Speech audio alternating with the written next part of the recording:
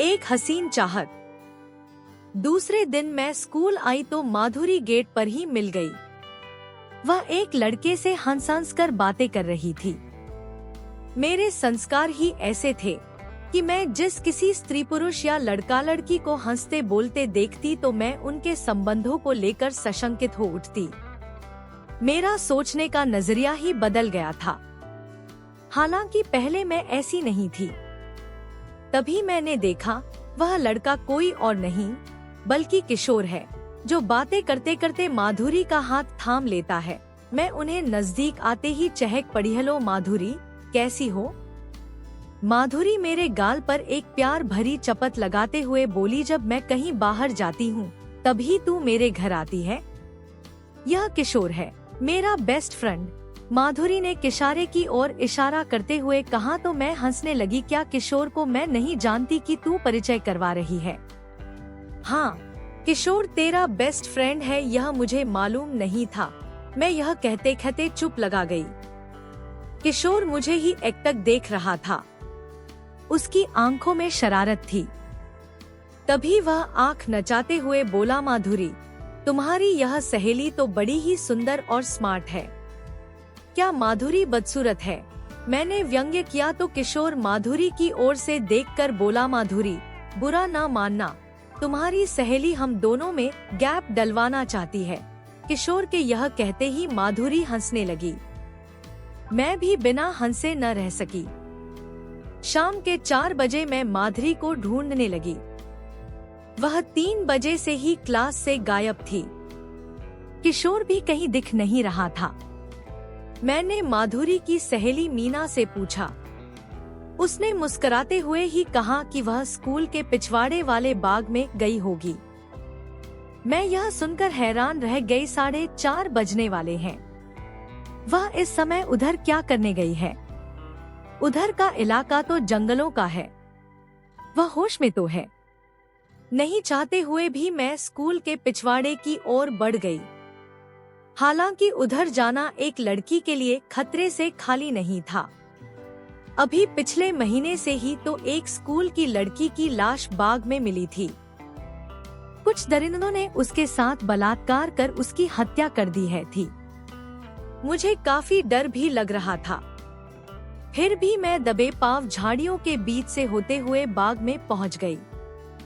तभी मैंने एक घने पेड़ की ओट में खड़े माधुरी और किशोर को देखा। मेरे तो होश ही उड़ गए। माधुरी यहाँ किशोर के साथ क्या करने आई है? मुझे कुछ गड़बड़ लगा तो मैं सधे पांवों से एक दूसरे पेड़ की ओर बढ़ गई। मैं उस पेड़ की ओट में आकर खड़ी हुई तो मेरा दिल धड़कना भूल गया। मैंने देखा माधुरी ने अपनी पैंट एक तरफ खोलकर रख दी थी और किशोर ने भी अपनी पैंट उतार दी थी। वे एक दूसरे की बाहों में ऐसे समाये हुए थे जैसे बहुत दिनों के बाद मिले हों या ठंड से बचने के लिए एक दूसरे से चिपके हुए हों। फिर तभी मैंने जो दृश्य देखा उसने मेरे रोंगटे खड़े कर दिए। मैं चुपचाप पेड़ के सहारे खड़ी उनकी यौन क्रीड़ा देखती रही। जब वे झाड़ी की ओर बढ़े तो मैं भी पेड़ों की ओट से होते हुए झाड़ी की ओर बढ़ गई। वे तेज तेज कदमों से चल रहे थे। आगे पीछे कुछ भी नहीं देख रहे थे। जब वे झाड़ी को पार कर स्कूल के ग्राउंड की ओर बढ़े तो माधुरी की आवाज सुनाई दी, किशोर, तुम पहले जाओ। हम दोनों साथ साथ जाएंगे तो कोई शक कर सकता है। माधुरी यह कहकर इधर ही खड़ी हो गई। किशोर चला गया। किशोर के जाते ही मैं तेज कदमों से आगे बढ़ गई। मैं माधुरी को पकड़ लेना चाहती थी और उससे यह पूछना चाहती थी कि माधुरी, तू किस मजबूरी में किशोर के साथ यह खेल खेल रही है? आखिर मैंने माधुरी को पकड़ ही लिया। वह मेरे तेज तेज कदमों की आवाज सुनकर ऐसे चौंक कर मुड़ी जैसे किसी हिरण पर शेर ने अचानक ही हमला बोल दिया हो और वह संभलते संभलते गिर गया हो। माधुरी मुझे वहाँ देखकर हैरान ही नहीं थी बल्कि काफी डरी हुई थी। उसका चेहरा सफेद पड़ गया था। मैंने उसके कंधे पर हाथ रखते हुए कहा, तू तो मेरी सहेली है। कोई अपनी सहेली को देखकर ऐसे डरती है। मैं तो इधर तुमको ढूंढती हुई चली आई थी। अब बता, तू इधर क्या करने आई थी? माधुरी एक काफी सुलझी हुई लड़की थी। वह इतना तो जान ही गई कि मैंने सब कुछ देख लिया है। वह कोई बहाना न करते हुए बोली, मैं क्या करूं काजोल? जैसे कोई युवक हस्तमैथुन का आदी हो जाता है, वैसे ही मैं भी मर्दानी बाहों के स्पर्श की आदी हो गई हूँ। मैं चौंक गई। तू यह क्या कह रही है? मैं सच कह रही हूँ। एक शाम को मैं किशोर के साथ स्कूल के गेट से बाहर हुई तो वह बोला, चलो आज स्कूल के पिछवाड़े वाले बाग में चलते हैं। मैं तैयार हो गई। हम बाग में पहुँचे तो किशोर ने अचानक ही मजाक मजाक में मेरी छाती पर हाथ फेर दिया। मैं सच कह रही हूँ, मेरे रोम-रोम खड़े हो गए। पूरे बदन में सिहरन दौड़ गई। किशोर ने एक कुशल खिलाड़ी की तरह फिर दोबारा मेरे पास आकर मेरे कंधे को सहला दिया। पुरुष की बाहों का पहला फला स्पर्श एक स्त्री के लिए कितना अलौकिक, कितना आनंदमय और कितना सुखद होता है, इसकी अनुभूति मुझे उस दिन ही हुई। अब मैं भी किशोर के शरीर पर हाथ फेरने लगी। स्त्री बाहों के स्पर्श से वह भी पहली बार ही परिचित हुआ था। हम एक दूसरे को स्पर्श करते करते इतने उत्तेजित हो उठे कि हम कब निर्वस्त्र हो गए होश ही न रहा। हम एक दूसरे की बाहों में समाहित होने के लिए इस कदर उतावले हो उठे, जैसे छूट रही ट्रेन को पकड़ने के लिए यात्री उतावले रहते हैं। फिर क्षण भर में ही वह सब हो गया जिसके लिए हम एक दूसरे को सहला रहे थे। आंखों में आंखें डाले देख रहे थे और बाहों में आने के लिए बेचैन हो रहे थे। जाने क्यों सहवास के बाद मुझे बड़ा ही अफसोस हुआ, लेकिन मैं अगले दिन खुद ब खुद ही किशोर के पास पहुंच गई। वह भी मेरा ही इंतजार कर रहा था। इस तरह मैं रोज ही इसे न दोहराने का संकल्प लेती हूँ और दूसरे दिन स्वतः ही किशोर के साथ बाग की ओर बढ़ जाती हूँ। यह मर्दानी बाहों के स्पर्श का ही जादू है, जो चाहकर भी मैं या किशोर स्वयं को रोक नहीं पाते हैं। हमें इसका चस्का लग गया है। काजोल, हमारे इन संबंधों का जिक्र तुम किसी से भी न करना।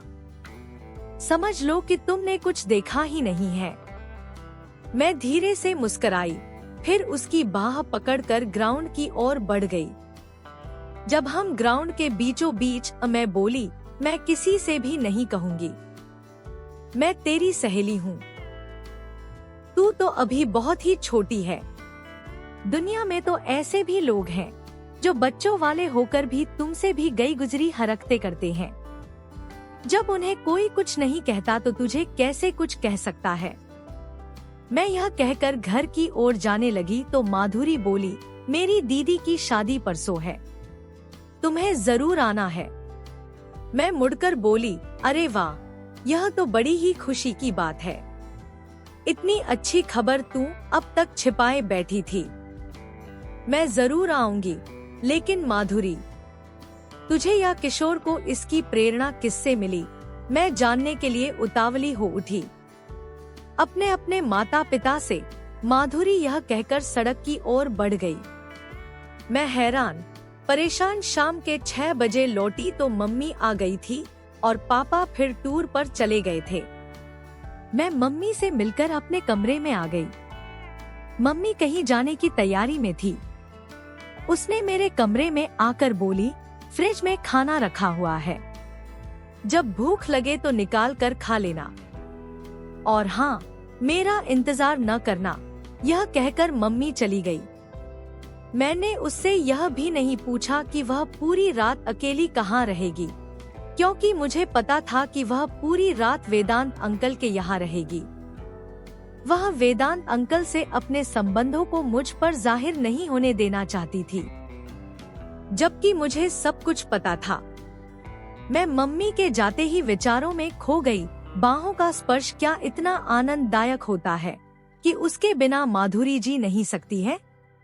मम्मी मुझे अकेली छोड़कर वेदांत अंकल की बाहों के स्पर्श का मजा लूटने चली गई। रवीना पापा के बिना नहीं रह पाती। क्या आइसक्रीम और बर्फी से ज्यादा स्वाद साथ साथ सोने में होता है? मैं नहीं मानती। यह सब झूठ है। जीवन के सारे सुखों से भी बढ़कर जिस्मानी सुख भला कैसे हो सकता है? मैं यह सोचते सोचते झपकी लेने लगी तो मुझे अचानक ही याद आया कि मुझे तो अभी खाना भी खाना है। मैंने उठकर फ्रिज खोला, खाना निकाला। भूख तो उतनी थी नहीं। एकाध रोटी खाने के बाद थाली एक तरफ सरका कर बिना हाथ धोए ही बिस्तर पर निढाल पड़ गई। सुबह आंख खुली तो अखबार पर नजर जा टिकी। खिड़की से जाने कब अखबार फेंक गया था। अखबार के मुख पृष्ठ पर नजर पड़ते ही मुझे तो पसीना छूट गया। हमारे इलाके की एक ऐतिहासिक मस्जिद को धर्मांधों ने ढा दिया था। मैं सरसरी नजरों से खबर पढ़ने लगी। जहां जहां मुस्लिम आबादी वाली कॉलोनियां थी, वहां वहां कयूं लगा दिया गया था। हमारा घर जिस कॉलोनी में था, वहां मुस्लिमों की संख्या काफी थी। मैंने खिड़की से झांक कर देखा, गलियों में सन्नाटा छाया हुआ था। पुलिस गश्त कर रही थी। मेरा सुबह का सारा प्रोग्राम फेल हो गया। मुझे माधुरी के घर जाना था, इसलिए नहा धोकर किचन में कल की ब्रेड पड़ी हुई थी, उसे सेंक कर नाश्ता किया और बेडरूम में आकर टीवी देखने लगी। मैं घूमने फिरने वाली लड़की कमरे में बंद होकर रह गई थी। मम्मी तो अब आने वाली थी नहीं। पापा का भी इंतजार करना बेकार था। हमारी कॉलोनी में कुछ ज्यादा ही कयूं का असर था। मुस्लिम ज्यादा थे। मैं रात को जो किचन में था वहीं खाकर सो गई। रात के 12 बज रहे थे। मैं दरवाजा बंद कर सो रही थी। अचानक ही किसी ने दरवाजा थपथपाया तो मेरी आंखें खुल गई। इस समय भला कौन हो सकता है? मम्मी पापा में से तो कोई होगा नहीं। मैं दरवाजा खोलने के पक्ष में नहीं थी। तभी फिर दरवाजे पर थपथपाहट की आवाज हुई। मैं चौकनी होकर बिस्तर से उठ खड़ी हुई और दरवाजे के पास आकर बोली, कौन है इतनी रात को परेशान कर रहा है? उधर से धीमी आवाज आई, देखिए, मैं एक हिंदू हूँ। यह इलाका मुस्लिम बाहुल्य होने के कारण मेरी जान को खतरा है। बाहर पुलिस गश्त कर रही है। मैं सुबह से यहाँ फंसा हुआ हूँ। आप दरवाजा खोलकर मुझे पनाह नहीं देंगी तो ये लोग मुझे जान से मार देंगे। जाकर बाहर गश्त कर रही पुलिस से सहायता मांगो। मैं घर में अकेली हूँ। दरवाजा किसी भी कीमत पर मैं नहीं खोल सकती। तुमसे मेरी जान को भी तो खतरा हो सकता है। मैंने दबी आवाज में ही कहा, मुझ पर विश्वास कीजिए। पुलिस 2 व्यक्तियों पर गोली चला चुकी है। उसे बाहर किसी को भी देखते ही गोली मार देने का आदेश है। यहाँ पर मैं सुरक्षित इसलिए हूँ क्योंकि आसपास में कोई नहीं है। पुलिस भी इधर नहीं है। अगर पुलिस इधर आ गई तो शायद ही मैं बच पाऊंगा। यह कहते कहते वह सुबह पड़ा। मुझे उस पर दया आ गई। वह सचमुच ही मुसीबतों से घिर गया था। मैंने कांपते हाथों से दरवाजा खोल दिया। वह यही कोई 20-21 का स्मार्ट युवक था। भय और दहशत के मारे वह थर-थर कांप रहा था। उसके चेहरे से बेचारगी टपक रही थी। वह कांपते पांवों से अंदर आया और धम से सोफे पर बैठ गया। एक गिलास पानी पिला दीजिए। सुबह से ही प्यास लगी है। मैंने लाइट जलाई और जाकर एक गिलास पानी ले आई। वह एक सांस में गिलास का सारा पानी पी गया। फिर बोला, एक गिलास और। अब समझ में आया जान कितनी प्यारी होती है। आप तो अंदर बैठी हैं ना? बाहर भेड़ बकरी की तरह लोग एक दूसरे को काट रहे हैं। मैं जाने कैसे बच गया। वह कल 3 गिलास पानी पी गया तब कहीं जाकर कुछ सामान्य हुआ। मैं पलंग पर बैठती हुई बोली, आप इधर फंस कैसे गए? अरे कुछ पूछिए मत। मैं इधर मम्मी की साड़ी एक दुकान पर लौटाने आया था। दुकान से साड़ी लौटाकर जब बाहर निकला तो सारा दृश्य ही बदल गया था। चारों तरफ आपस में लोग मरकट रहे थे। मैंने पास खड़े एक आदमी से पूछा तो उसने ही बताया कि यहाँ से जल्दी निकल लो। इस इलाके की एक मशहूर ऐतिहासिक मस्जिद को कुछ धर्मांधों ने गिरा दिया है। यह इलाका मुस्लिमों को है, बमौत मारे जाओगे। मैं दूसरे रास्ते से किसी तरह भागता हुआ इधर चला आया। इधर तो और भी ज्यादा मारकाट मची हुई थी। तभी पुलिस आ गई। लोग अपने अपने घरों में घुस गए। मैं आपके मकान की दीवार फांद कर एक कोने में जाकर छुप गया।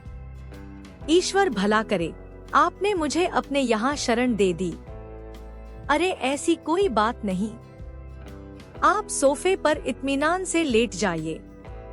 मेरे यह कहते ही वह युवक बोला, आप कहाँ सोएंगी? मुझे तो अंडरवियर और बनियान में सोने की आदत है। कोई बात नहीं, मैं बत्ती बुझा देती हूँ। कोई दूसरा कमरा नहीं है, मैं वहीं सो जाता। आपके कमरे में मुझे सोना अच्छा नहीं लगता, यह शर्माते हुए बोला। कमरा तो है, लेकिन उसमें ताला लगा हुआ है। मैं पलंग पर लेट जाती हूँ। यह कहते कहते मैंने बत्ती बुझा दी।